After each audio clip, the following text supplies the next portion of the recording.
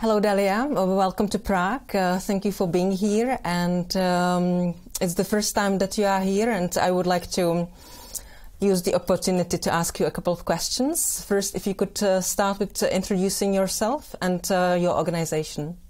My name is Daliu Nassar. I'm 28 years old. I studied international relations, and now I'm continuing my MA degree in community psychology in Birzeit University.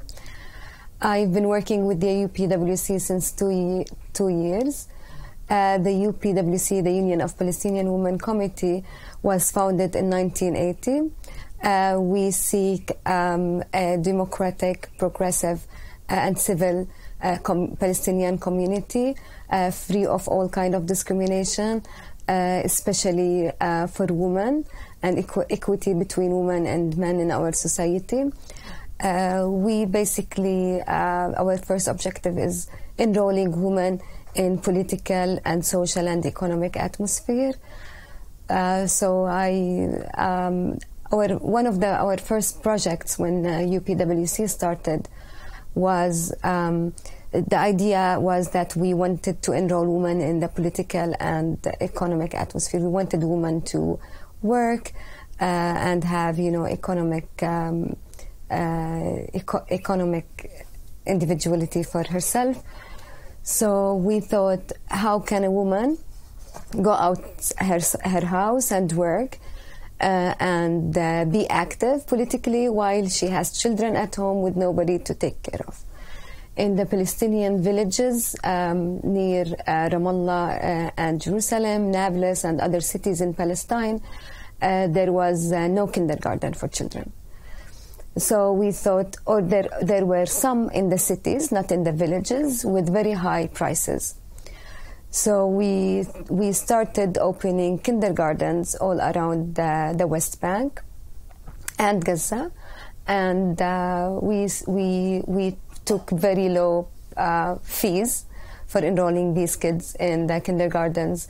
So women, the families of these kids, we started to interact with these women and working with them and so on.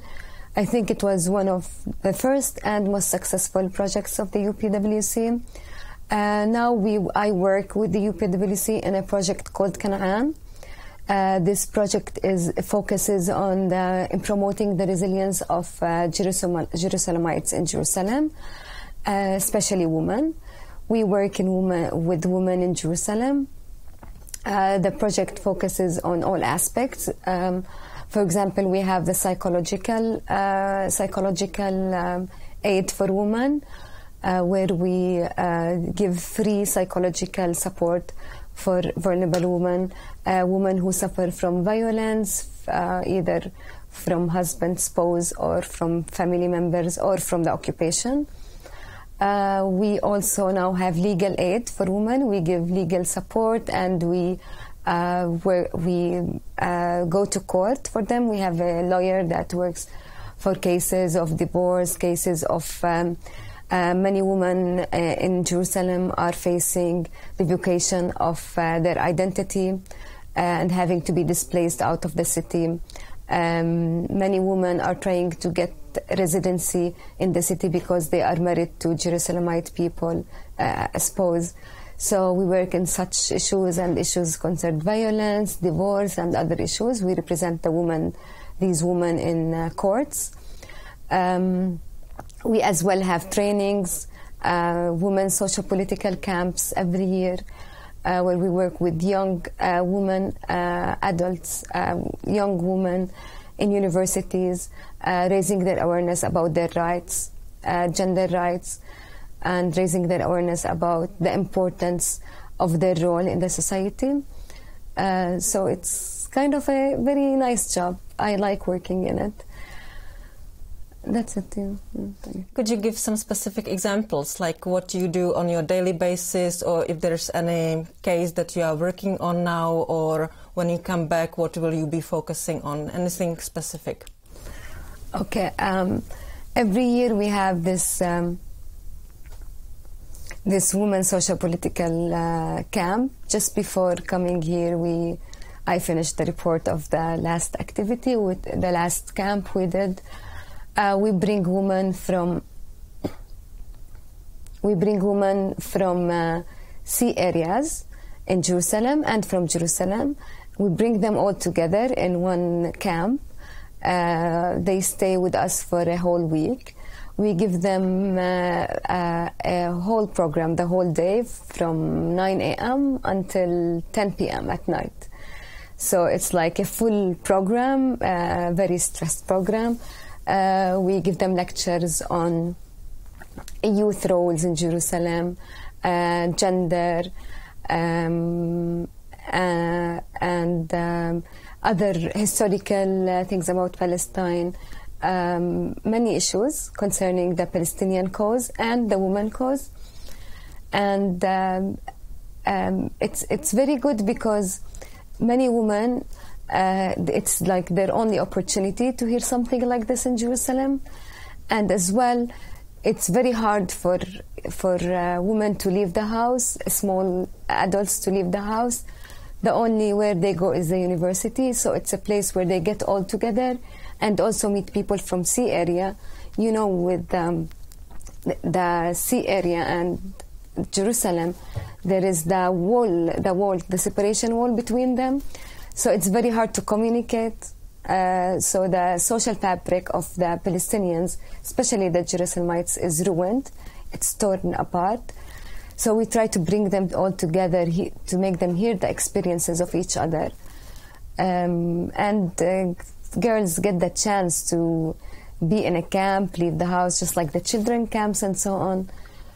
So it's very good. We now are working on a case of a woman who's, for example, there's a woman, her husband is Jerusalem ID holder, and she's a Palestinian ID holder. She lives in sea area near the wall. So she does not have the ID. She couldn't get the Israeli ID. And now she has a girl that is refused to go to school because she does not have an ID. And so now we're going to court in order to give the ID for, or at least a birth certificate for the girl, so she can enroll in the school. And it's been going for 3 years, and they couldn't get an ID for the girl. But today we are representing her in court. There is. We are also working now on a psychological support team. We're starting it soon. We will train young youth women in Jerusalem to have the basic tools to give psychological first aid, not to enroll themselves psychologically, like give therapy, but to give first aid in times of crisis. So it's very good. We expected like 30 participants, but now we have 40 participants. It's good that we have women from marginalized areas in Jerusalem, like the Old Town and Sur Baher and Jabal al-Mukabbar. These areas suffer the most in Jerusalem, Silwan as well. And yeah, that's it. Thank you. You are studying community psychology. You've just mentioned the topic of psychological help. How do your studies help you with your daily work? How is it reflected? How important is psychology in Palestine, where you have so many other issues that you have to deal with? So sometimes the psychological aspects are maybe not considered as that important because there are people injured, houses demolished, etc. So the mind, the psyche suffers. What is your input on that? I think that the psychological effect and the psychological issue is as important as other issues, injuries, demolitions, and so on. Because if the family, like for example, if the mother, when there's a child in home arrest, if the mother is not given aid, psychological aid, to deal with this issue at home, the house is all ruined. Especially for mothers, they are the They are, the bridge for the house. They are the bones of the house. So, and mothers in Jerusalem and in Palestine, they face a lot of stress all the time. If the husband is in jail, she's facing psychological issues. If the child is in jail, she's the one suffering as well.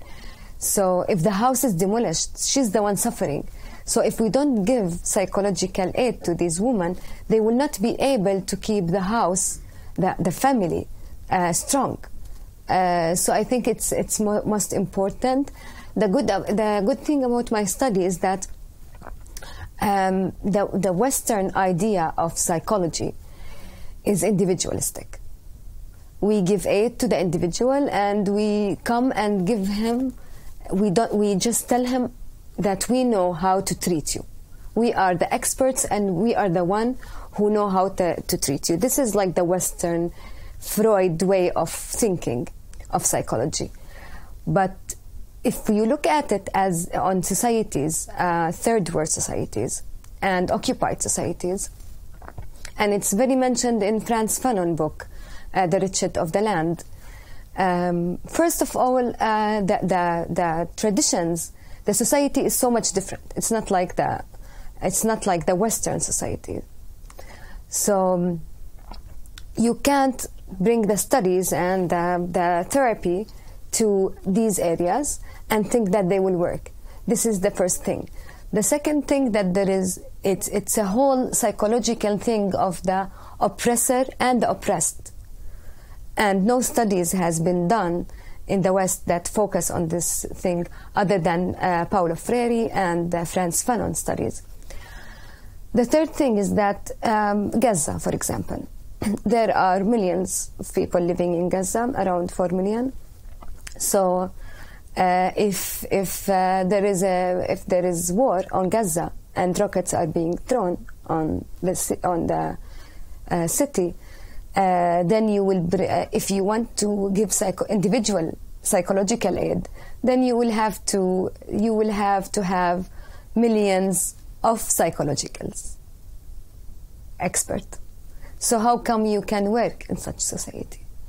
So the thing is, you have to. The fourth thing is that individualistic psychology, it comes with the solutions, but community psychology believe that the community must explain the problem. The community must find the solutions. We are only helper to give them the tools to find their own solutions. We don't propose our own solutions. We give them the space to find their solutions. And we try to find the root of the problem. Instead of saying, okay, we need to fight early marriage, we try to understand why there is early marriage in these areas. Is it poverty, or is it the occupation, the checkpoints, too many checkpoints, so we try to understand the roots of the problem and then to solve it, which is so much better than coming with the solutions. And it's many organizations come to Palestine trying to solve women issues without even looking at the root of the problem.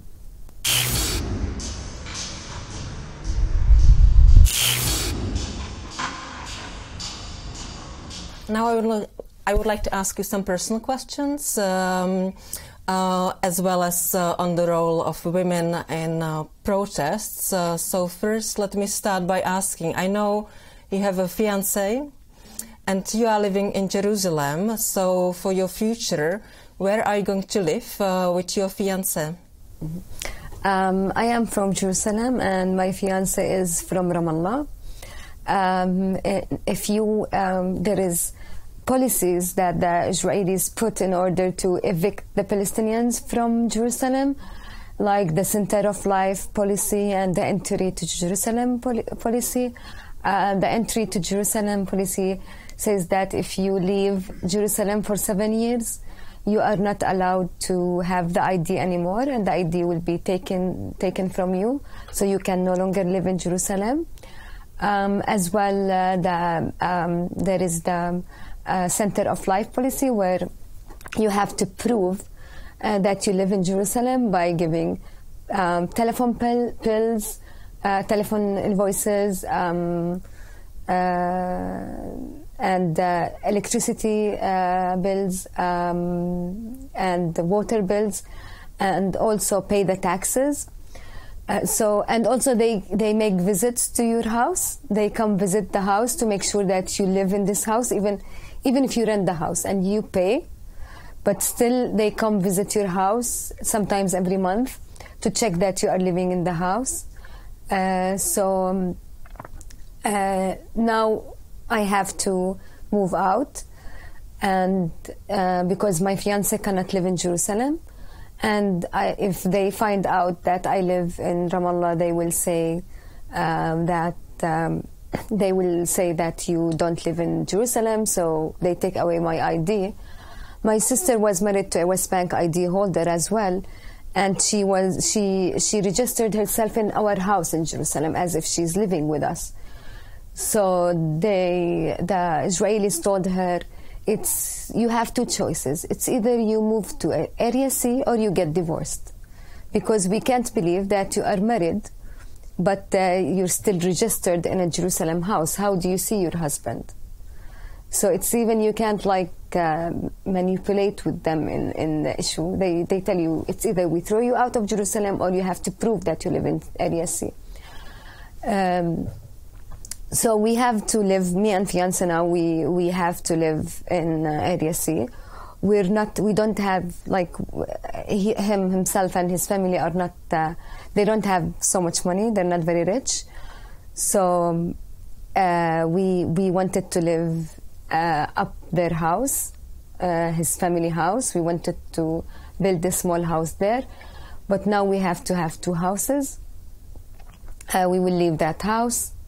In Ramallah, I will leave my house, he will leave his house, and we have to live in Area C, which is considered as Jerusalem, to the Jerusalem municipality, but the problem there is that it is a trafficked area with people, because many people are evicted from Jerusalem and they go live there.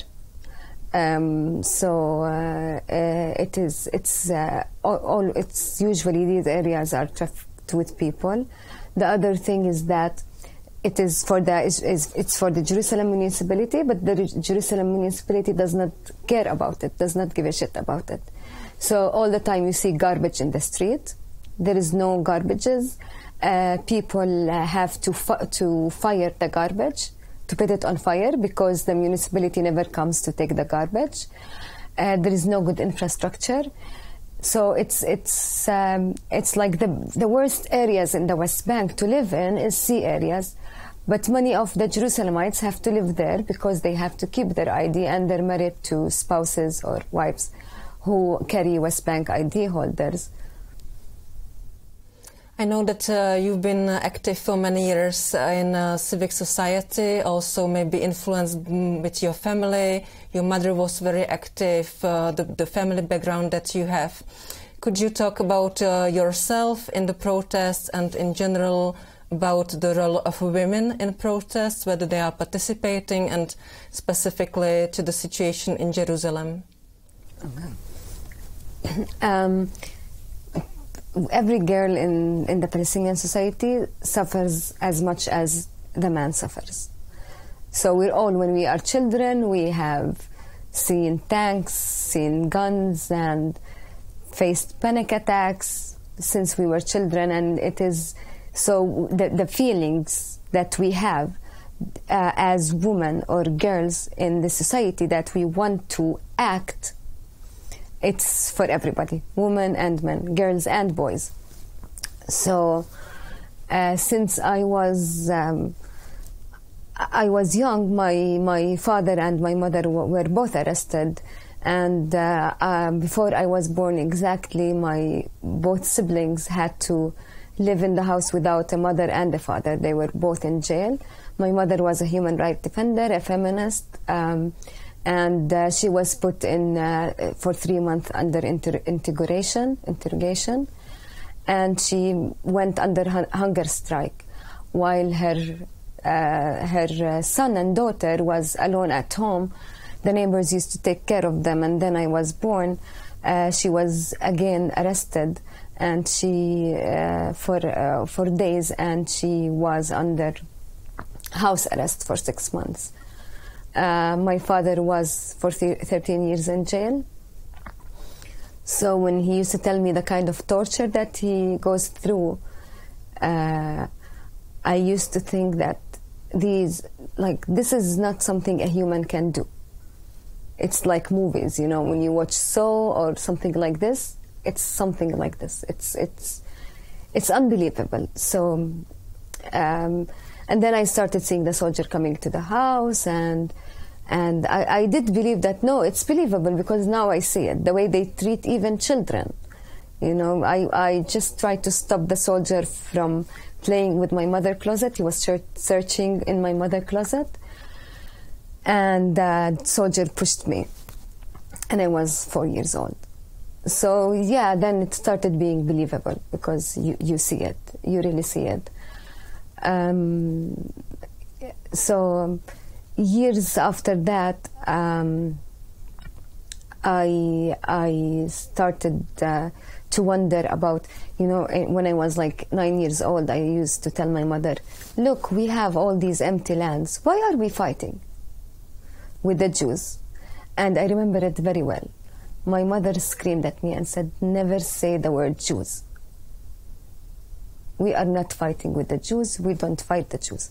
We are fighting the Israelis. We are fighting the occupation. We are fighting injustice. We're not fighting Jews. So never say this word in your whole life. And I was very young to even understand what Jews or Israelis are. And she told me, okay, we have a lot of lands, but there are millions of refugees around the world who were forcibly removed from their houses. There is a house that is now with a settler, the same house, the same room, is now with a settler, while the family is in a refugee camp living in the worst conditions in the whole world. We are fighting a humanitarian cause. We are not fighting for a piece of land only. We're fighting for the cause of right of return, for the cause of freedom of all prisoners. We are fighting a humanitarian cause. So then I started to realize stuff more and more. In the beginning, it was not like very clear for me. Years later, I started being very active. I was first active as a child with the union, the UPWC. We go teach women how to teach them English so they can work, and they can help their children with their homework if they have English assignments. And I started being active, following my mother's steps and my father's steps. In 2015, but to mention first, there was many women working aside in the union and in the Palestinian struggle as a whole. And I was, you know, I was following their steps. They were idols for me. Those women who work, raise their children, do housework, and still they have time to be socially active and politically active. These women were my first idols, and one of them is my mother. So in 2014 and 2015, in 2014 there was the rockets on Gaza. It was inhumanitarian, and people, all Palestinians in Palestine, the West Bank, Gaza and Jerusalem, I don't like to division them, and the 1948, they were all astonished by what's going on. Suddenly afterward, some protests went on, and in Jerusalem and Hebron and Ramallah, many protests were on, and there was a murder of young kids, a murder of a girl from Kalandia, Nurhan Awad and her cousin. They were suspected of holding a knife, so they killed the girl, and they took her cousin to jail while she was shot and injured. So she had 3 bullets in her body, but went to jail. The bullets are still inside her body while she is in jail. So everybody got moved, emotionally moved by what's going on. And nothing is happening on the political atmosphere. Nothing is happening from, and we're sick of these negotiations that go on and on and on and never brings anything good for the Palestinians. And the international world, all they do is they condemn. But what if this thing is happening somewhere else? Would you just be enough with condemning the situation? We thought as youth that nobody is going to give us the freedom we want. Nobody is going to bring us better future if we don't ourselves move. There was big demolition of houses as a collective punishment. One of the martyrs, they wanted to, he was 16 years old, and they wanted to demolish his family house in Ramallah.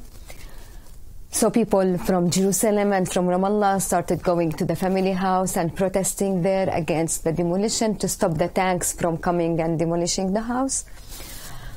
We started going day by day. At first there was you see only 100 people protesting, and in these days I got shot. I was standing just watching what's going on, and it was very calm at that moment. The soldiers were 100 meters away, and the sniper shot me to the heart. I don't know, it's he just wanted to kill someone, he just felt like it, or he was stressed by the idea that it's a woman standing in front of him.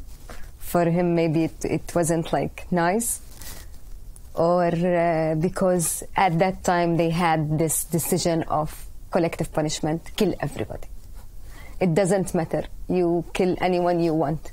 So there was this decision for soldiers, kill the way you want. So it was a soldier wants to kill, he kills, it's fine.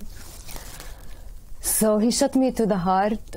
I was...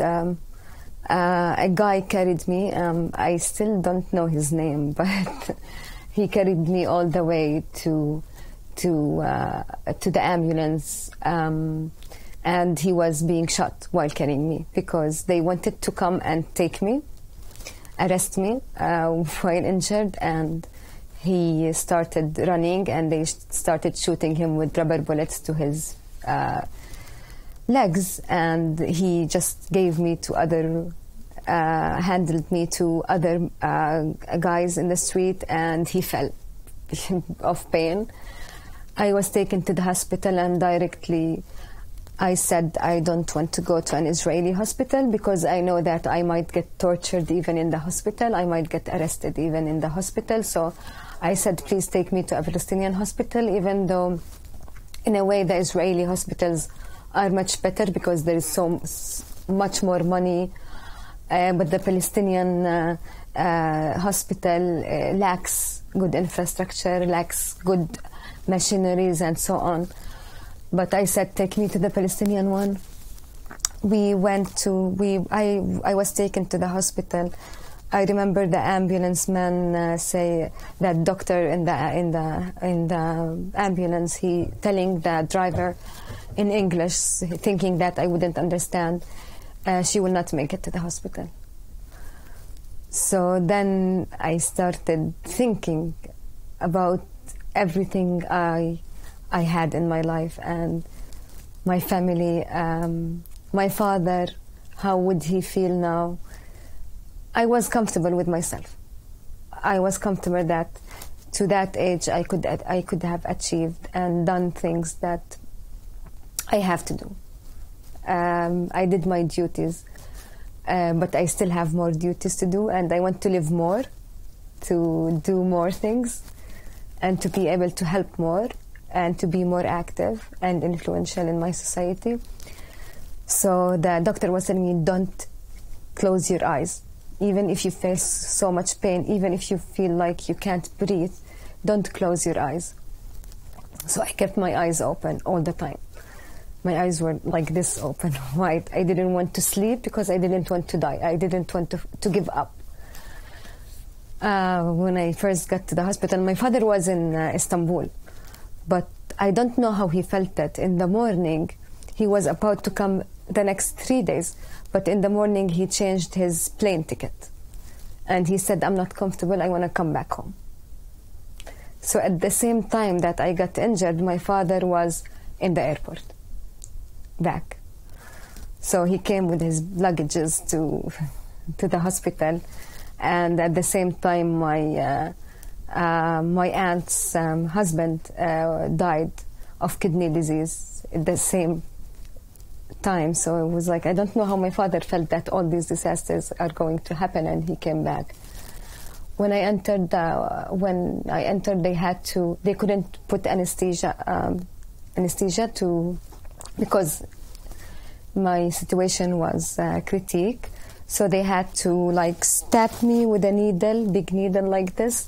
They had to stab me to make the blood goes out. I was very lucky that the bullet passed by the heart and then passed by another important vein in the body, and then it ruined a bit of the lungs and went to the spinal cord. So it stood inside the spinal cord. I was taken to surgery, and they said that they can't take off the bullet because it's very dangerous to take it out. The first thing I saw when I went out was my brother, and I felt so happy, like to be still alive and to still have the chance to see my family again. The second day I opened the news and I see so many girls joining, school girls wearing their school bags and going to protest. I was very happy because the numbers started to grow, and everybody started calling it the Intifada, the third Intifada.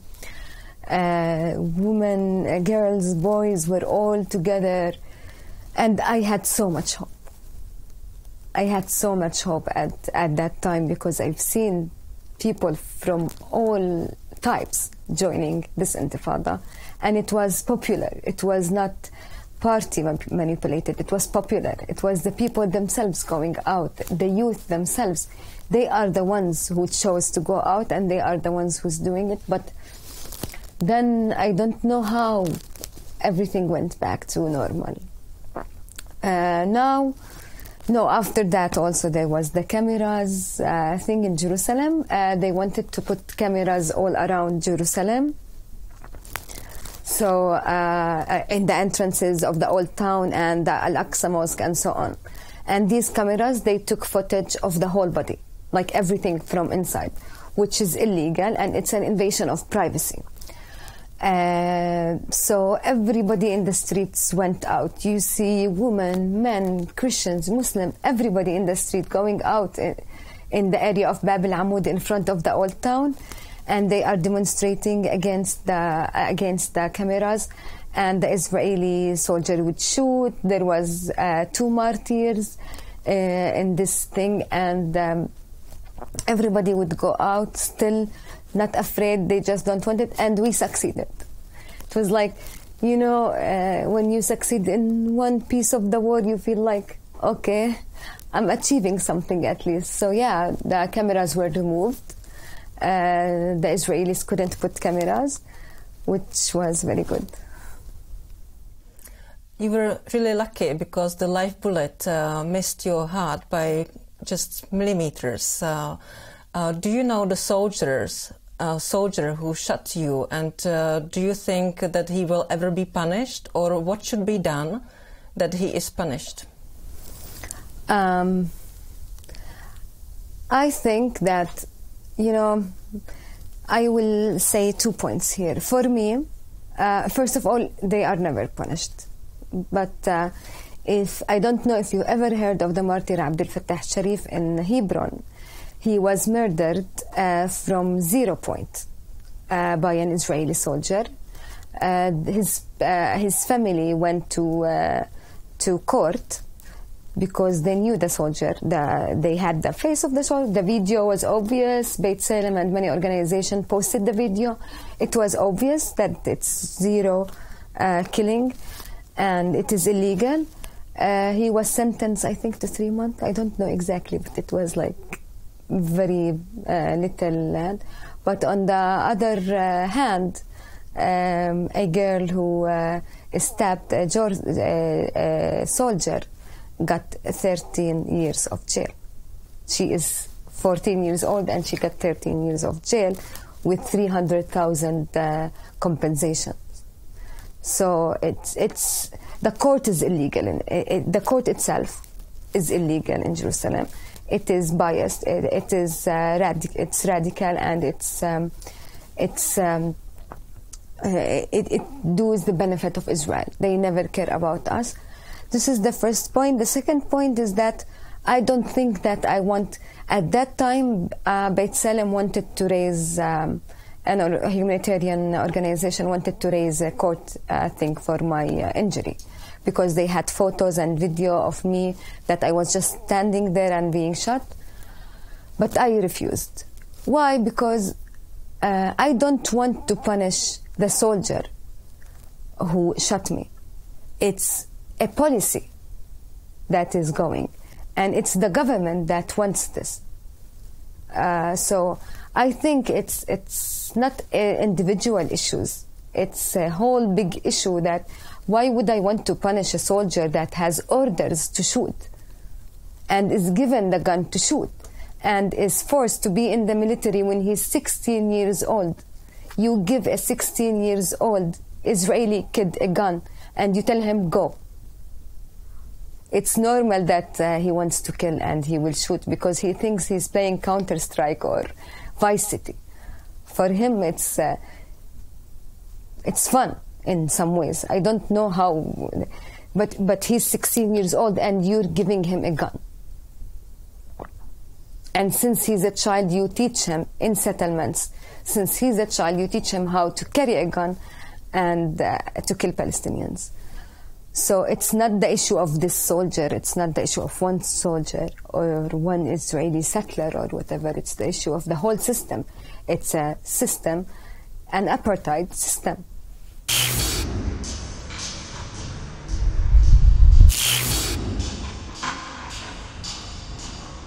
You mentioned a very important thing, and because we are in the Czech Republic and we do not get this point of view, but in the Czech media, in the Czech society, what is known, what is presented is the other side, which means that it is the Palestinians who give guns to their children to provoke violence, to be violent. So it's really, the opinion is so widespread. And your experience when you talked to Mrs. Šojdrová at the European Parliament, it was her reaction as well. Palestinians are violent. So what is your comment on this?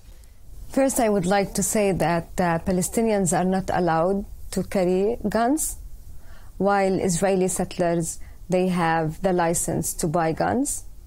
So settlers are always carrying guns around Palestinians.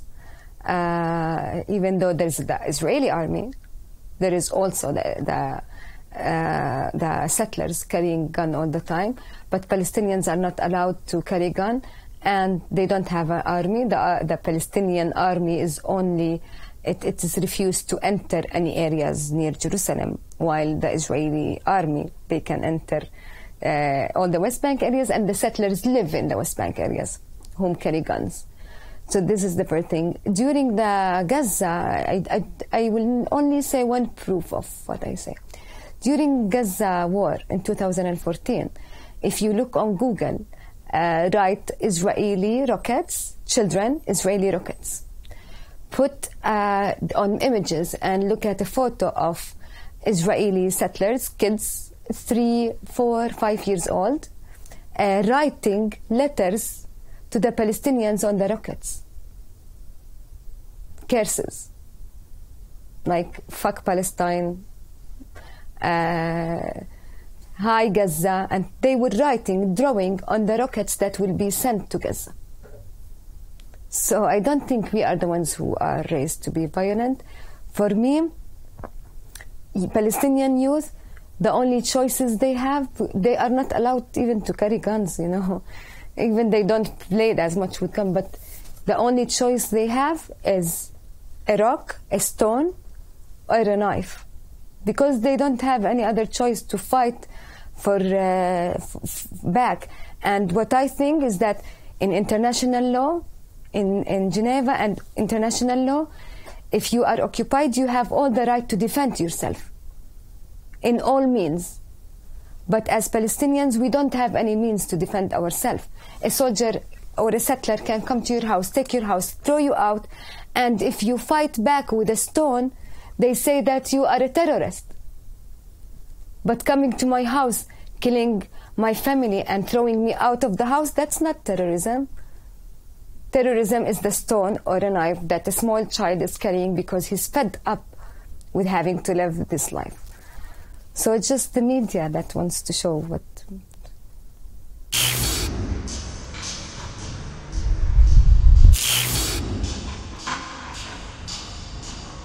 What is your hope for your future in Jerusalem, for the people for the Palestinians in Jerusalem and you in particular? And what is your opinion on the one-state solution? As much as Jerusalemites, Palestinians are suffering, but I believe that we fight to our death to never leave Jerusalem, as much as hard it is with all the policies and everything, but we will not leave Jerusalem. But I think that if we stay like this, if we don't do anything, us with the international help, then in 10 years we will all be evicted from Jerusalem. The transferring of the embassies, calling the U.S. calling Jerusalem as the capital state of Israel, the national bill, the Israeli national bill. So this is all is going to ethnic cleansing and toward us becoming like Native Americans. We will fight it to the end, but without international movements' help and the pressure on European countries to pressure on Israel to obey to international law, to give the Palestinians the basic life rights, the right of return, the right of return, and the right of peaceful life. And then, if this does not happen, I think one day we will be all of us out of Jerusalem. I don't have so much hopes at the moment because really the US is like the biggest power in the world and it can manipulate all other states in a way. And Israel is the child of the US. Or maybe it's the opposite. US is the child of Israel. So I'm not very optimistic, but I'm optimistic with our people. I know how the Palestinian children and youth, they always surprise you. No one ever thought that after Oslo Agreement and after all the pressure that has happened that people will go out in streets, but they did. So I have belief in our people. What I need to believe in is what others in the world can do for us. For the one-state solution, I think that I would never, now today, if the settlers who immigrated from all European countries and all over the world to Palestine in 1948, today they have children. So basically there are Israeli settlers who took our land, but now they are born here. Of course, I don't want to throw them in the sea.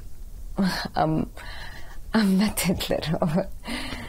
I don't think that this is the solution. I think that we should all live together as we lived before. Jews, Christians, Muslims. We were all Palestinians living together before the 1948. I think we should live together in a one-state solution. I don't have hope for it because I know it's not going to happen. But if I want to look at my greater dream, is to even not have borders all over the world. I don't want borders all over the world, especially the Syria, Jordan, Palestine. Lebanon, we used to live together until Sykes-Picot. We used to live without borders, and we used to like be all the same.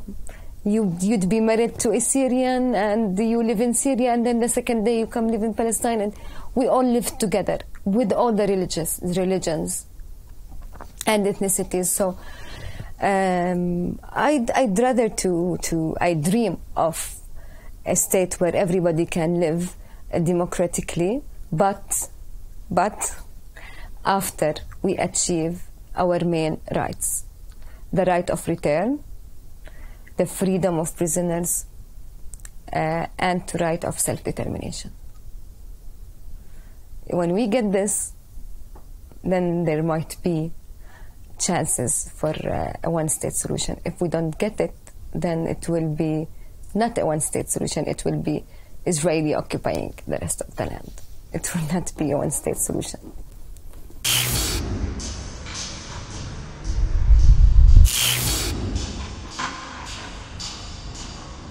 If you had some super magical power, if you could make miracles, what would be your solution? What would you do in order to resolve this situation of occupation, of what's happening now, what's been happening to Palestinians for so many years? Funny questions. The first thing I will do is that I will open all the prisons. I will free all the prisoners. I will start with women. Then I will go to the sick prisoners. I will take them out, take them to the hospitals to be treated. Then all of other prisoners, children, 400 child in Israeli jails. And then I will bring every refugee hand by hand. I will take him by his hand from each refugee camp in the whole world and bring him back to his house, not to Palestine, to his house that was taken away from him. And then I will create a democratic state where everybody is equal, everybody is treated the same, democratic, civil state. Yeah. And one last question. I know you like literature, you read a lot, and you told me that you really like Kafka. So why do you like him, and what do you like about him? Franz Kafka. I think I like that he's crazy. I love his books. They speak about issues that a person faces in a way that he describes it in a way that makes it for other understandable. So I really got touched by his books, especially the one, I don't know the name of it in English. It's the one where he is an ant. I don't know the name. Metamorphosis, yeah. It's my the best novel I read for him. And I read also his letters to his girlfriend, to his lover, and they were very touching. It's hard to find good writers, that are like Franz Kafka, Milan Kundera, Gabriel Garcia Marquez, Dostoevsky. They are the best writers. I love reading for them, and it in some way you feel that they are very near, even though they live a whole different culture, a whole different. And Franz Kafka is also a Jew. He's a Jew, but you feel that you share in common a lot with him, even though he's living thousands of miles away. So yeah, it's like the human common feeling. Thank you very much.